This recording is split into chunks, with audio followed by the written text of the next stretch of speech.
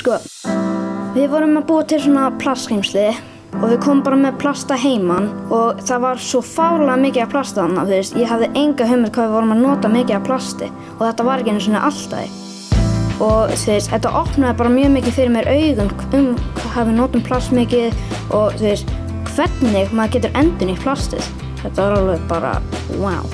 Við fengum gallabuxur úr Rauða krossinum. Það voru hvítar og við byggum til svona liti og rauðkálsafa og við settum það á gallabuxurnar og byggum til alls konar hluti úr þessu gallabuxum, til dæmis pils, tösku og létum gallabuxurnar fá nýtt hlutverk. Það fara við 7000 lítrar í eina gallabuxur. Það er bara ógeðslega vatnsfrekt. 6. bekkur fekk verkefni að vinna með loftslagsbreytingar og með svona lágmyndir af mismunandi skýjafari.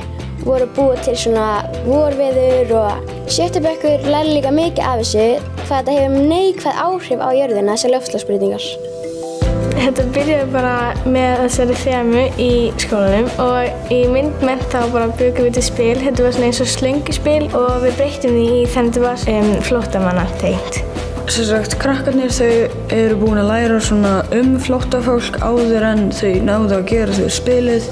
Ég gerði þannig spil að þetta voru bara svona reitir og á reitunum sem eru myndir þá er það sem flóttamenn lenda í. Eitt annað verkefnið var að við vorum að senda bréf til barns sem var að reyna að flýja frá landinu sínu.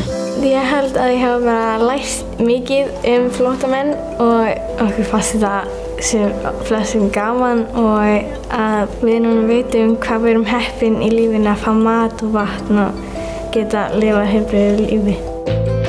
Verkefni okkar sem heitir Nýtt samfélag var það að við áttum að taka 100 manns á nýja plánetu.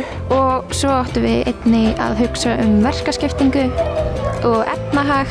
Áskorunin var bara að hvernig fólk við áttum að taka með okkur. Þetta eru bara 100 manns sem eru alls ekki margir og þess vegna þurftum að velja vel hvort við þurftum að taka 3 af þessum og 5 af þessum. Hugmyndir okkar og skoðanir hlutina hér á jörðinni og í samfélaginu fengu að blómstra í þessu verkefni. Það var svo opið og þetta var svo gaman og þetta var alveg áskorun að ímynda sér hluti og búa til nýja hluti.